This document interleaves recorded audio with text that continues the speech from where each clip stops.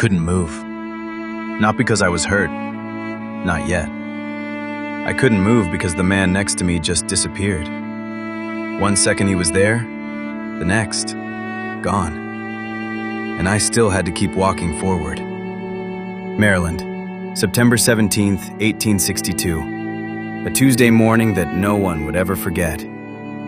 We were part of the Army of the Potomac, Union soldiers, nervous, exhausted, thousands of us moving through a cold Maryland dawn toward a creek called Antietam. The Confederates, General Robert E. Lee's entire army, were waiting on the other side. This wasn't just another battle. This was Lee's first invasion of the North. If he won here, if he broke us here, everything could change. The war, the map, maybe the country itself. General McClellan had a plan. Hit the Confederates on the left, then the center, then the right. All three at once if possible.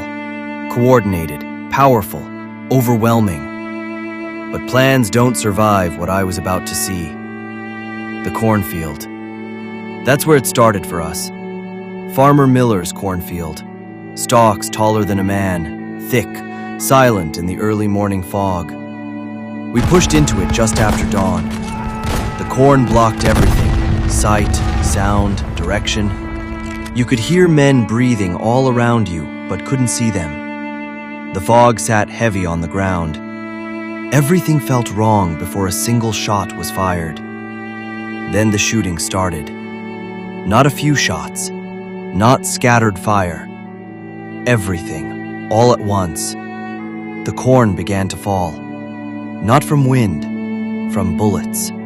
Hundreds of rounds cutting through the stalks at waist level like someone was swinging an invisible scythe across the entire field. Men dropped around me. The screaming started. Smoke rolled in thick and heavy, and suddenly I couldn't see more than 10 feet in any direction. I was terrified. I kept moving forward because stopping felt like dying faster. We pushed through. We actually pushed through the cornfield. Union forces broke the Confederate line on the left flank. We were moving, winning, maybe. And then, it stopped. Confederate General Stonewall Jackson had reserves waiting just behind the tree line. Fresh men, rested men. They hit us hard from the other side of the field, and everything we had taken, we lost it. Then we took it back. Then we lost it again. In under 2 hours, that cornfield changed hands 15 times. 15 times. The corn was completely gone, flattened to nothing. You couldn't tell a field had ever stood there. Just bodies, just smoke, just red mud where the ground had soaked up everything. The fighting moved south toward the center of the battlefield where an old sunken farm road cut through the land. Years of wagon wheels and boots had worn the dirt down below the level of the surrounding fields. It sat like a natural trench already carved into the earth. The Confederates figured it out immediately.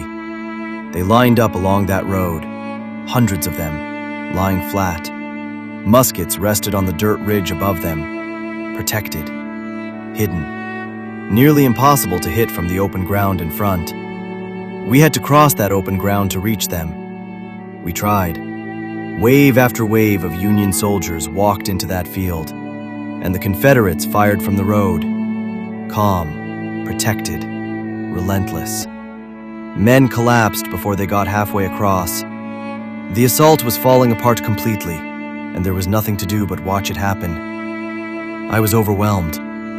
These were our men, and we were sending them into something we couldn't fix. But then, something no one expected. An Irish brigade found a gap, a small angle in the road where the Confederate line bent slightly. If soldiers attacked from that exact angle, they wouldn't be walking into the guns. They'd be firing along the road, down its full length. The Confederates would have nowhere to go. It was a narrow chance, maybe not even a real one, but the Irish brigade took it. They hit that corner with everything they had. The Confederate line cracked. Men tried to run. Some surrendered. But the road they had used as a fortress became a trap. bodies piled so deep inside it that soldiers couldn't even move to escape. That road had a new name after that day: Bloody Lane. People would call it Bloody Lane for the next 150 years. We had broken the Confederate center. The battle should have been over. But it wasn't, because no one coordinated what was happening. The left was done, the center was shattered, and the right flank had been fighting its own separate nightmare all morning long. To the south, General Burnside had one job: cross a stone bridge over Antietam Creek and push into the Confederate right flank. The bridge was narrow, one lane, 12 feet wide at most, and on the high ground above it, 500 Confederate sharpshooters. 500 men holding a bridge against thousands of Union soldiers. We tried to cross at 7 in the morning. Failed. Men fell into the creek. The water ran dark. Tried again at 10. Failed again. More men down. 3 hours of failure at one bridge while the cornfield burned and Bloody Lane filled up and the entire battle screamed on in every direction around us. Finally, at 1 in the afternoon, Burnside's men charged hard enough. They crossed, thousands now pushing the Confederate right flank backward. Lee's army was coming apart at every seam. This was it. This was the moment. Union victory within reach. Then the dust appeared on the southern road, coming fast, coming in force. Nobody could tell who it was at first. Too much smoke, too much chaos. Then the flags appeared through the haze. Confederate flags. A.P. Hill's division. They had marched 17 miles in 7 hours from Harper's Ferry, and they arrived wearing captured Union blue coats taken from a Union supply depot. 17 miles in one morning, and they hit Burnside's exposed flank before anyone realized what was happening. The collapse was instant. Men who had just crossed that bridge, the men who should have ended this battle, turned and ran. The Confederate right snapped back into place. The chance vanished as fast as it had appeared. The sun was going down, and Antietam ended not with a winner, but with exhaustion. Silence. That's what I remember most. After 12 hours of the loudest thing I had ever heard, silence fell across that Maryland farm like something physical, like a weight pressing down on everything and everyone still standing. 23,000 men were casualties that day, dead, wounded, or missing. 23,000 in a single day. More American deaths on September 17, 1862 than on any other single day in the entire history of this country, before or since. I walked through the field afterward. I don't know why. I think I needed to see it, to confirm it had been real. It was real.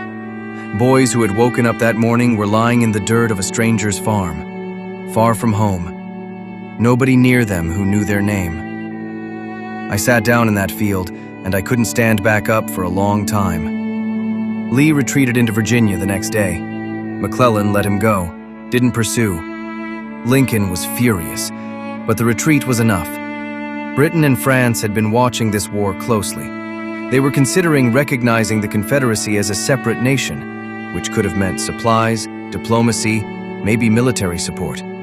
Confederate recognition could have redrawn everything. But Antietam gave Lincoln the moment he had been waiting for. 5 days after the battle, September 22, 1862, Lincoln issued the Emancipation Proclamation. Effective January 1, 1863, all enslaved people in Confederate states would be declared free. No European power could openly support a slave nation against a union now fighting for freedom. Britain pulled back. France pulled back. The Confederacy would fight the rest of this war alone. Antietam didn't feel like a victory standing in that field, not to anyone who had been there. But the bloodiest day in American history became the pivot point that changed the entire moral direction of the war. One Maryland farm, one sunken road, one narrow stone bridge, 23,000 men who never made it home. But here's what nobody talks about. After Antietam, Lincoln fired McClellan. The general who had stopped Lee, gone. and the man who replaced him would lead the Union Army straight into the worst disaster of the entire war. Thousands of men, one impossible order, a frozen December morning, and a hill that should never have been attacked. Fredericksburg. I was there for that, too. And if you think Antietam was bad, you are not ready for what happened next.